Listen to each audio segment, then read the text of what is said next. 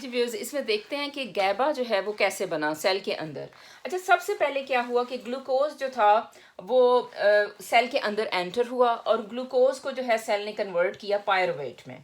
ये पायरुवेट है एक और केमिकल, ठीक है। तो अब ये पायरुवेट जो है, ये जो आपका ये जो मैंने माइटोकॉन्ड्रिया बताया हुआ या जो पावर हाउस ऑफ सेल है, ये पायरुवेट एक केमिकल था जो कि माइटोकॉन्ड्रिया ने लिया और उसको जो है एसिटाइल को ए और में चेंज कर दिया। और एसिटाइल को ए जो था एक और केमिकल था जो कि अल्फा कीटो ग्लूटारेट में एंटर हुआ या बन गया उसकी सूरत में।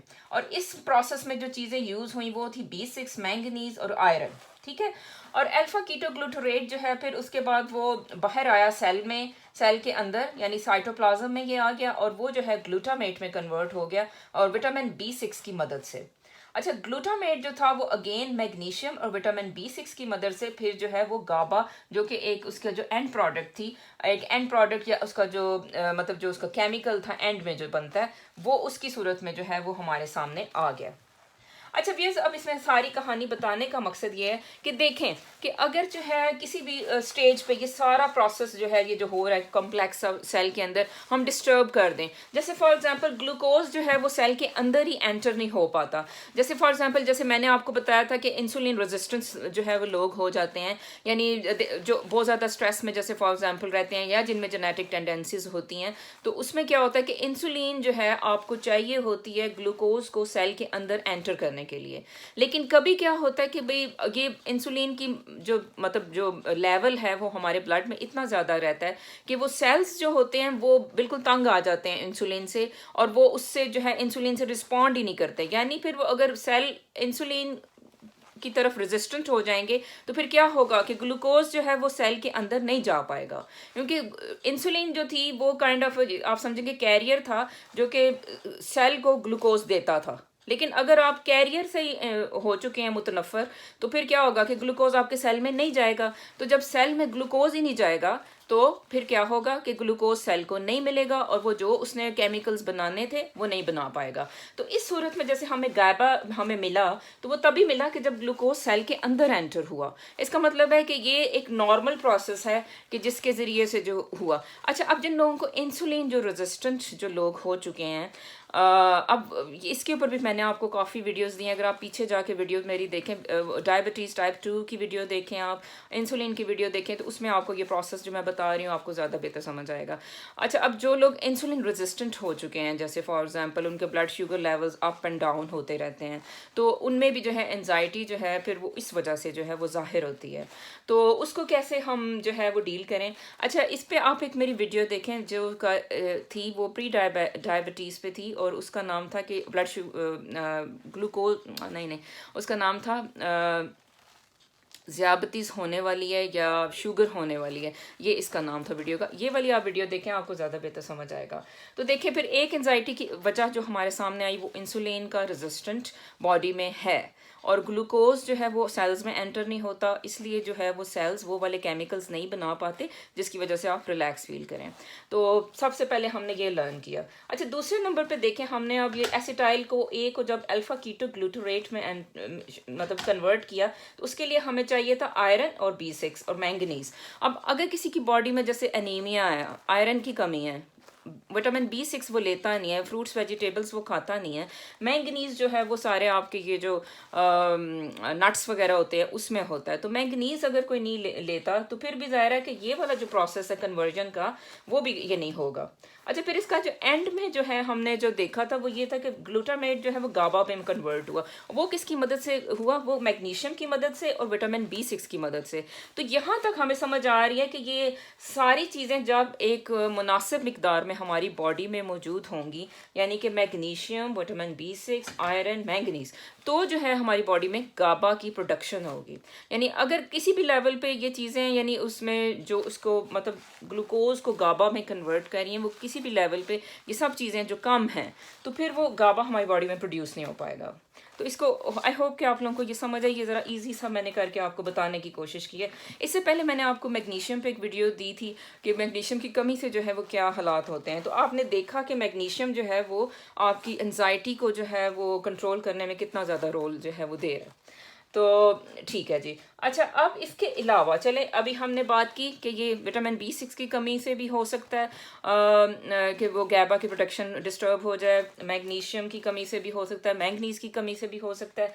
अच्छा, तो इसके अलावा कुछ देखें सेल्स में जो है प्रोसेसेस जो है हो रहे होते हैं, जैसे ऑक्सीडेटिव रिएक्शंस हो रहे होते हैं जो कि गुड नहीं होते, और उसकी वजह से क्या होता है कि फ्री रेडिकल्स जो हैं, जो वो हार्मफुल से वो इलेक्ट्रॉन्स होते हैं जो कि सेल्स के लिए ठीक नहीं होते, और वो जो है उसको सेल्स को वो डिस्ट्रॉय कर रहे होते हैं, और उसके जो सारे केमिकल रिएक्शंस जो हो रहे हैं होते हैं उसको डिस्टर्ब कर रहे होते हैं, ये जो फ्री इलेक्ट्रॉन्स होते हैं, तो या फ्री रेडिकल्स जिन्हें कहते हैं ना, तो वो अगर ये ऑक्सीडेशन का प्रोसेस बहुत ज़्यादा हमारी बॉडी में हो रहा है तो भी उसकी वजह से क्या होगा कि सेल के जो केमिकल बनाने का निज़ाम है वो डिस्टर्ब रहेगा और सेल बना नहीं पाएगा। तो ये ऑक्सीडेशन को कैसे कंट्रोल करें, वो आपको एंटीऑक्सीडेंट्स अपनी डाइट में लें, अपने सप्लीमेंट्स में लें, और एंटीऑक्सीडेंट्स जो हैं वो क्या है, विटामिन ए है, विटामिन ई है। तो विटामिन ए और ई जो है ये अपनी डाइट में शामिल करें अपने डॉक्टर से पूछ के, और फिर जो है आपको ये एंटीऑक्सीडेंट्स जो हैं इसके ज़रिए मिलेंगे। या अगर किसी को और कुछ भी नहीं तो वो कैरेट्स खाना शुरू कर दे, तो कैरेट्स जो है उसमें बहुत ज़्यादा एंटी एजिंग एंटीऑक्सीडेंट्स प्रॉपर्टीज़ होती हैं। तो ये हो गया। अच्छा, फिर इसके अलावा देखें अगर बॉडी में इन्फ्लेमेशन है, इन्फ्लेमेशन जो है वो हर बीमारी की जड़ होती है।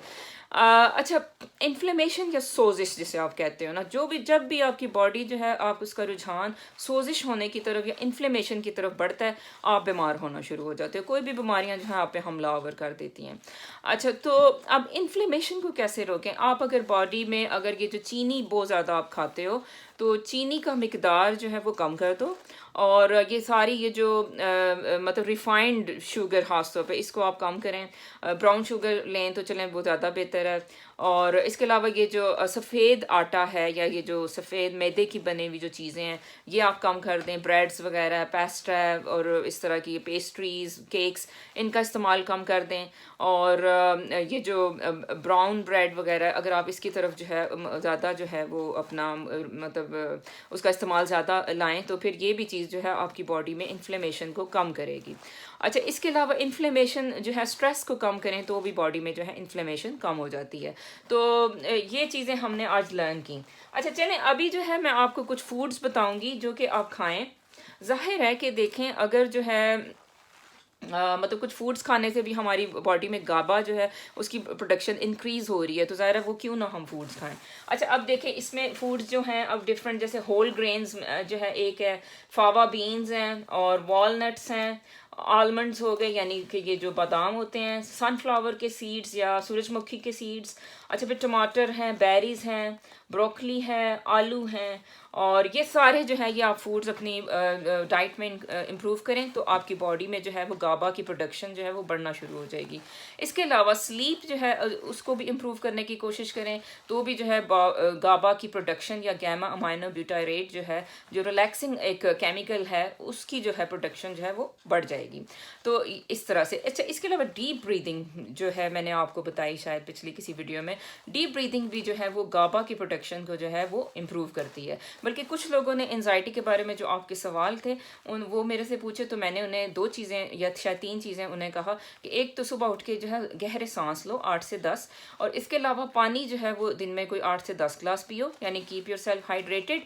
अच्छा, फिर तीसरे नंबर पे जो चीज़ मैंने उन्हें बताई वो ये था कि आपने नंगे पाँव चलना है ज़मीन के ऊपर। मतलब आप देख लें कि उधर कोई मतलब कुछ खतरनाक किस्म के कोई शीशे या कुछ ना पड़ा हो, घास हो तो ज़्यादा बेहतर है, पर नंगे पाँव ज़मीन के ऊपर चलें। इससे क्या होता है कि बॉडी, देखें ज़मीन न्यूट्रल है तो आपकी बॉडी में जो नेगेटिविटी होती है वो ज़मीन में चली जाएगी। तो इससे भी जो है काफ़ी इस पर रिसर्च है, काफ़ी मैं शायद कभी इस पर कभी मैं वीडियो दूँ आपको। तो मतलब नंगे पाँव चलें ज़मीन पर, जिनको एंजाइटी के मसले हैं, नेगेटिव थाट्स आते हैं और इस तरह से। तो ये व्यूज़ एक छोटी वीडियो मैंने आप लोगों को थोड़ी सी सिंप्लीफाई करके तो मैंने आप लोगों के लिए बनाई। तो इस पर कोई सवाल हो आपके तो आप मेरे से ज़रूर पूछें। And thanks for watching.